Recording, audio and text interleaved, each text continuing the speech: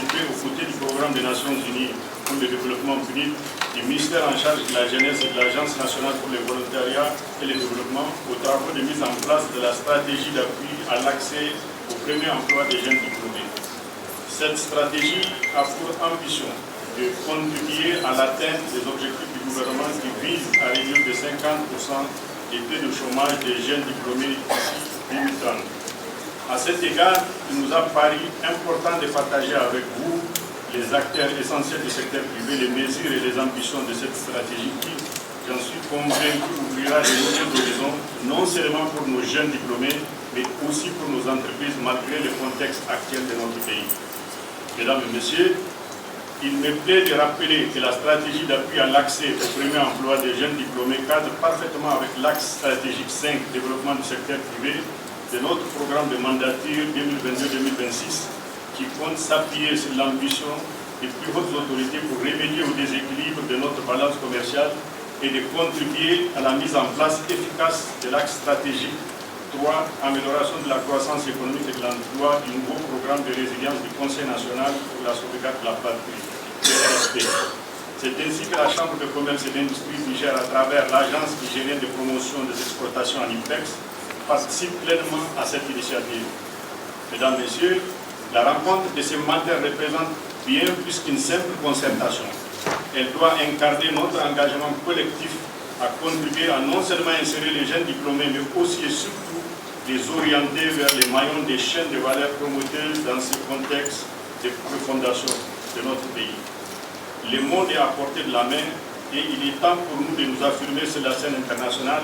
En unissant nos forces, nous pouvons transformer nos ambitions en succès concret. Je vous remercie pour votre aimable attention.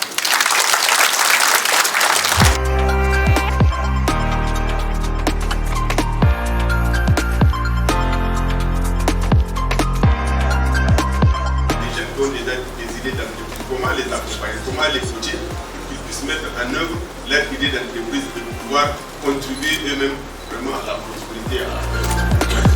Naturellement, nous avons effectivement des jeunes déscolarisés. C'est presque la moitié de la population des jeunes qui sont formés dans les centres de promotion des jeunes, dans les centres de formation des jeunes.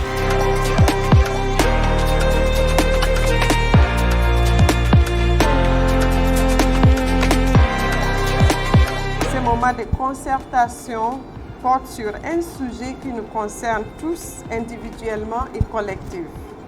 L'insertion professionnelle des jeunes diplômés au Niger. Chaque année, près de 200 000 jeunes terminent leur formation. Ils représentent autant d'espoir, d'énergie, de compétences.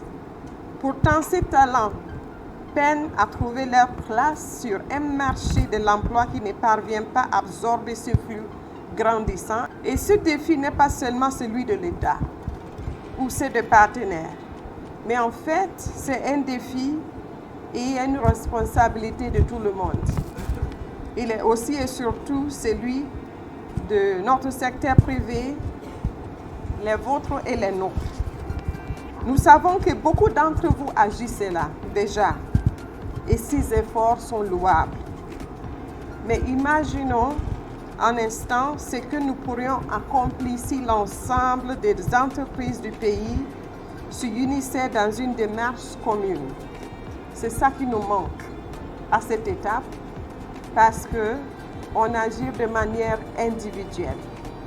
Si nous allons dire la vérité, les stages ne sont pas quelque chose de nouveau. Nous tous, nous sommes ici aujourd'hui grâce des fois à des persévérances, grâce des fois à certaines qui nous a poussés, même des contacts, même des réseaux. Mais si nous allons dire la vérité, pour quelqu'un qui peut-être sort d'un village qui n'a pas ses réseaux, qui ne connaît pas personne, c'est plus difficile pour cette personne de pouvoir toucher certaines des entreprises qui sont dans cette salle. C'est pourquoi, en tant qu'un acteur de développement, nous soutenons des efforts pour au moins avoir un processus inclusif qui donne aussi les mêmes chances à les plus vulnérables, les gens qui ont moins d'opportunités, et ensemble, nous pourrons aller de loin.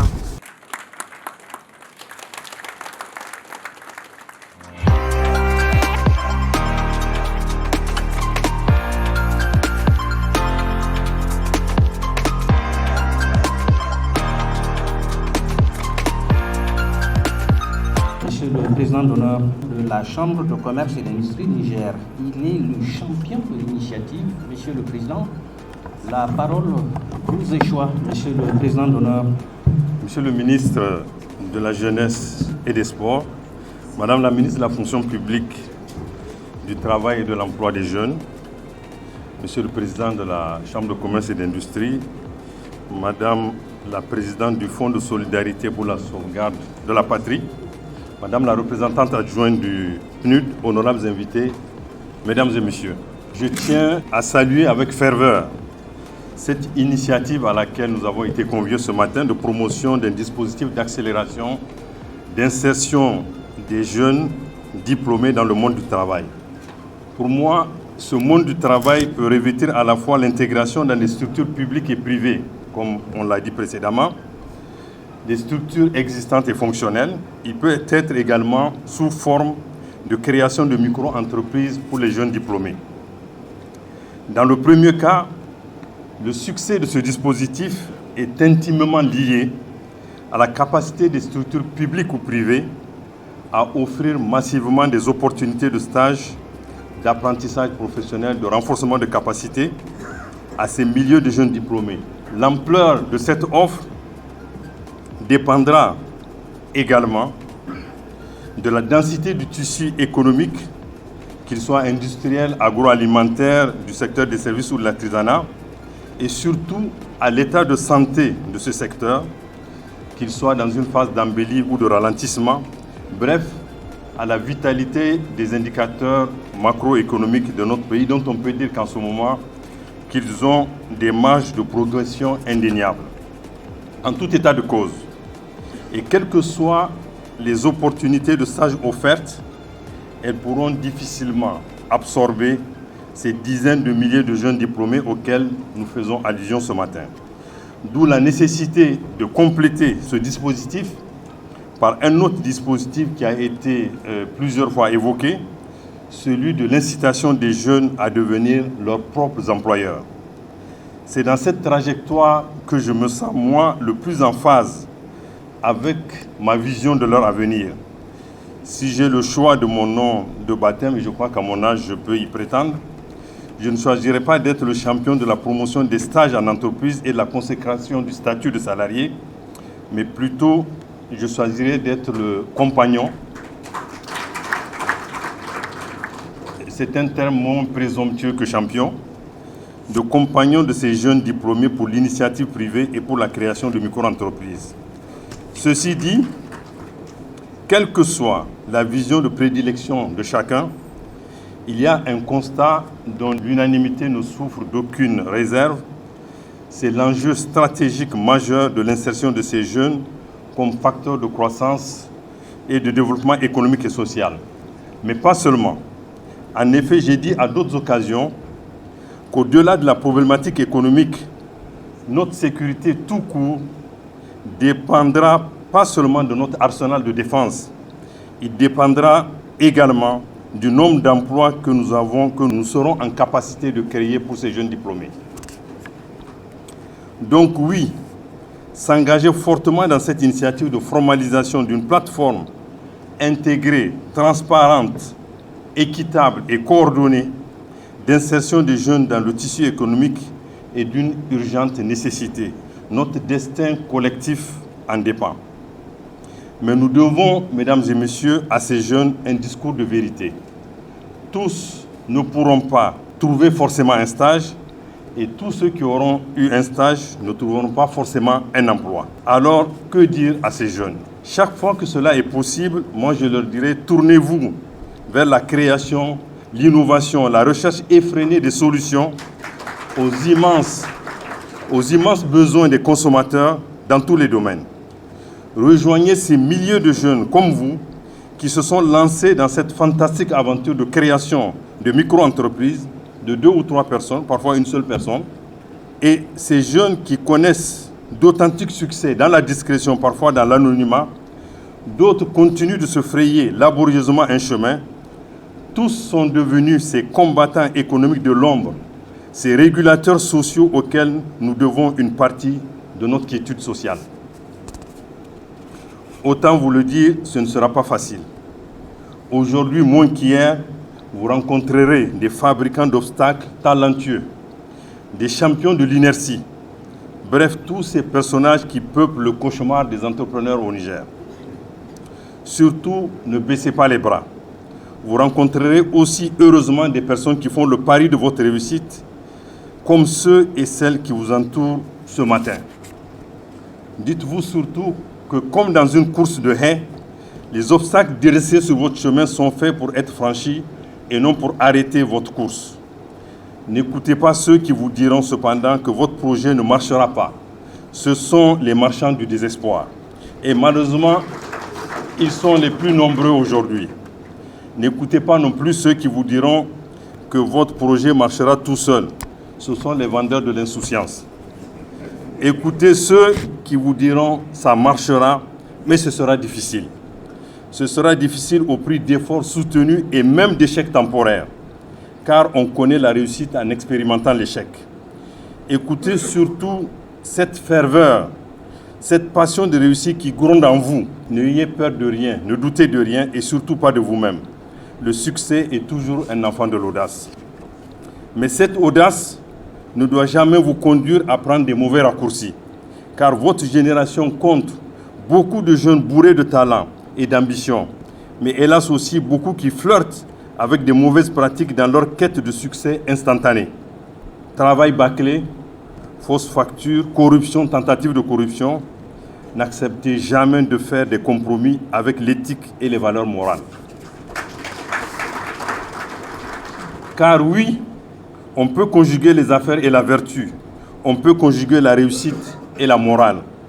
C'est la somme de tous ces ingrédients, de tous ces courants contraires dont il faudra triompher, qui fera de votre réussite une immense fierté pour vous-même et pour tous ceux et celles qui ont cru en vous, et pour d'autres, ce sera une source d'inspiration. Pour en arriver là, il vous faudra certainement disposer d'un grand réservoir, je dirais même d'un double réservoir d'optimisme. Et vous n'en manquez pas. Je vous souhaite le meilleur. Nous serons à vos côtés.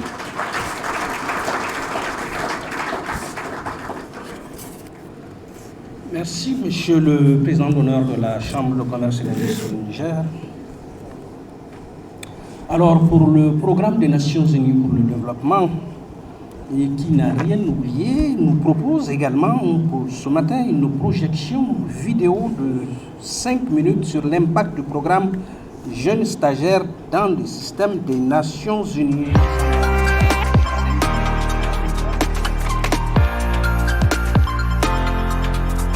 Je pense que pour régler le problème du stage et même de l'emploi de la jeunesse, il faut une décision politique. Il ne faut pas qu'on se dise autre chose. Quand le politique va décider, tout se fera. On commence par là d'abord. Nous avons beaucoup de cas de possibilités de stage, mais à la tête du client. Nous, notre domaine, c'est la formation de ces jeunes. Nous les formons. Des fois, quand nous demandons des stages dans des structures, ils refusent, carrément, ils refusent.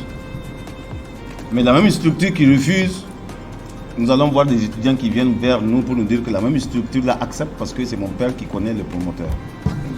Mais quand c'est nous qui demandons, c'est niet.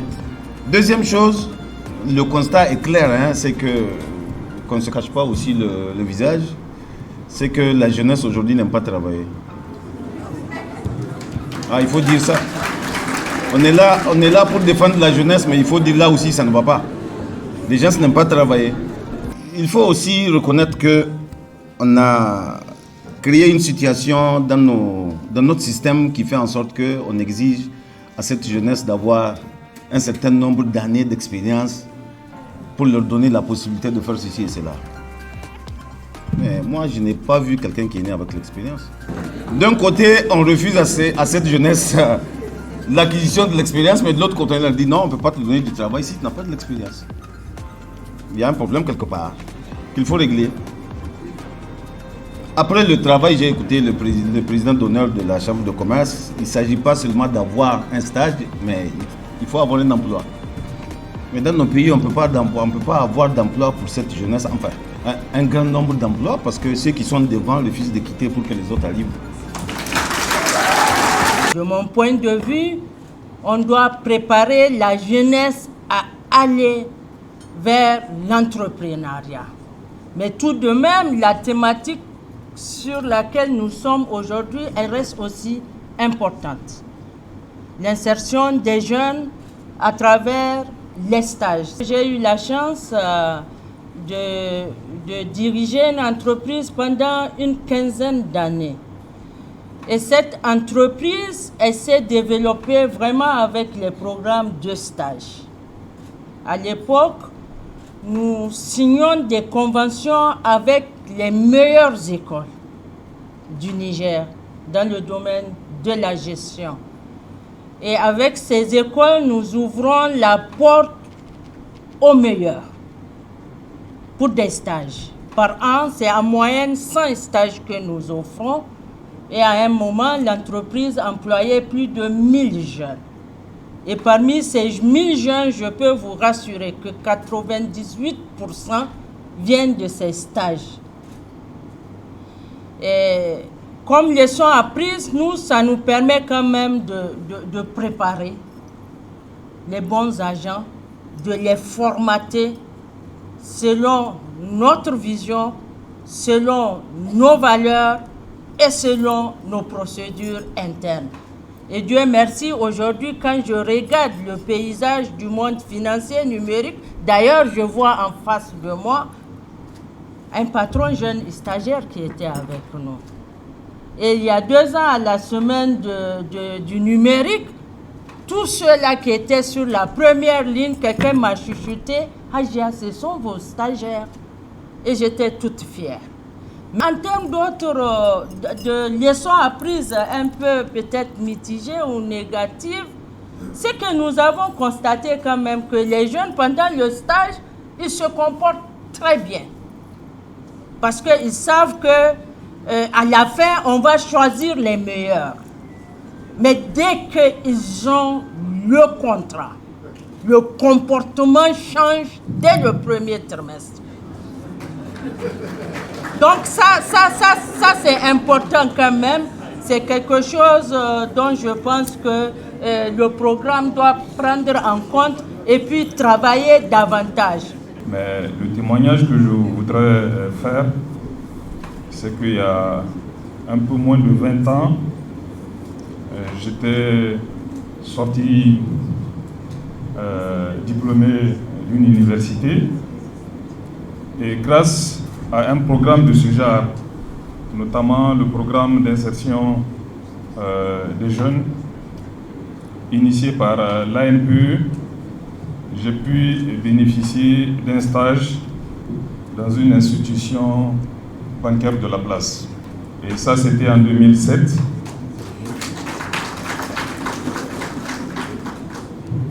J'ai eu l'opportunité, j'ai fait mes preuves et j'ai pu aujourd'hui accéder à la fonction que j'occupe au niveau de Coris Banque Internationale. Donc c'est tout naturellement que ces genres d'initiatives, que nous puissions les encourager, les mettre en œuvre pour permettre également à d'autres jeunes, en tout cas tendre la perche à d'autres jeunes pour accéder à des positions peut-être meilleures que celles qu'on occupe aujourd'hui. Nous pensons que tous, tant que nous sommes employeurs, nous avons été stagiaires. Cela est clair. S'il y en a un seul qui n'a pas été stagiaire, je voudrais qu'il lève la main. Je pense que nous avons une obligation, un devoir de former ces jeunes-là et puis de les amener vers l'employabilité.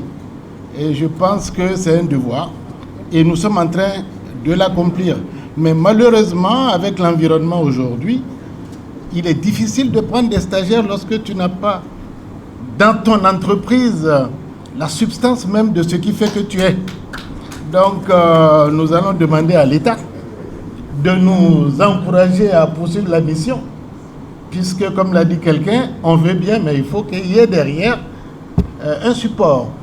Je pense que les stagiaires peuvent bénéficier peut-être de subventions, parce que nous, aujourd'hui, on n'en prend plus beaucoup, puisqu'on n'est pas sûr de les utiliser à terme. Mais ce qui est évident, c'est que c'est en stage que l'enfant apprend à être patron ou employé d'abord avant d'être patron. Tout d'abord, Madame, Monsieur, en tout cas, saluer cette initiative Je pense que c'est la plus noble des initiatives parce qu'aujourd'hui, les jeunes constituent 70% de la population nigérienne. Et que ce soit d'abord la nation, le secteur public et privé est redevable à eux. Et l'avenir du Niger, c'est eux. Donc, je pense qu'il faut construire l'avenir du Niger maintenant, avec eux. Il y a une évidence qui est là, celle de dire que la fonction publique, je parle sous le contrôle de la ministre de la fonction publique, du travail et de l'emploi, ne peut pas employer tous les jeunes, en tout cas en emploi ou aux besoins de l'emploi. C'est le secteur public et privé qui doit absorber le chômage des jeunes. Donc si cette dynamique est créée autour de nous, les ministres en charge de la jeunesse, la Chambre de commerce et tous les acteurs du secteur privé et public, pour nous c'est important. Parce que ces jeunes-là, c'est l'avenir de notre pays, comme je l'ai dit. On a besoin de les encadrer, surtout de les mettre sur le chemin d'acquérir un emploi.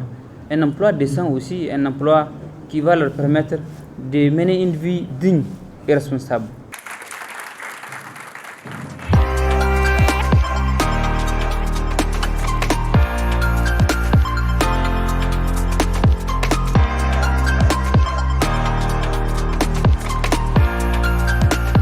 Coris Bank Niger, qui est déjà la Benjamin des banques à s'installer au Niger et donc qui a fait déjà la promotion des jeunes dans le cadre du recrutement lors de son installation.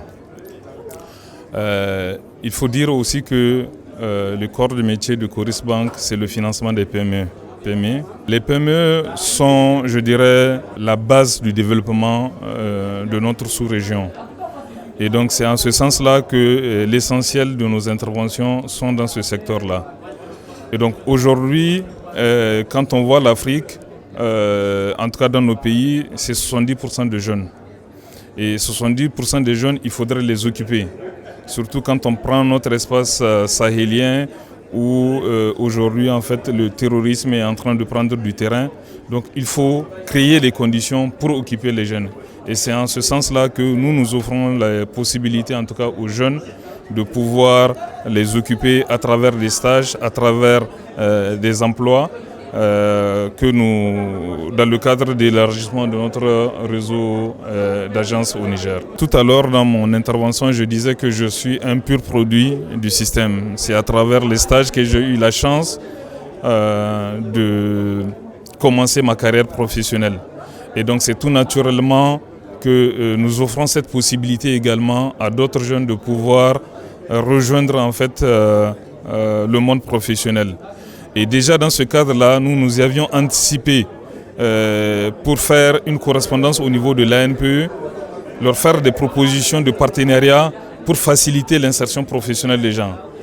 Tout à l'heure, après mon intervention, effectivement, l'ANPE est venue vers moi pour qu'on puisse relancer le sujet et nous sommes tout naturellement ouverts à offrir cette possibilité à d'autres jeunes. Déjà des programmes là, je peux dire que vraiment c'est très important. C'est très important sur tous les plans. C'est-à-dire dans ce genre de programme là, on n'a pas besoin d'attendre à ce que l'État lance certains concours pour effectuer certaines activités ou bien commencer à travailler.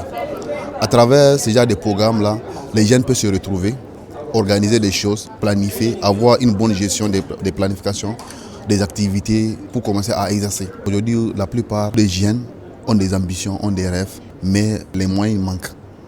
Donc du coup, on ne peut pas réaliser tout ce qu'on fait. Mais avec certains partenariats, avec certaines aides, on peut arriver à planifier ou bien à réaliser certains de nos rêves.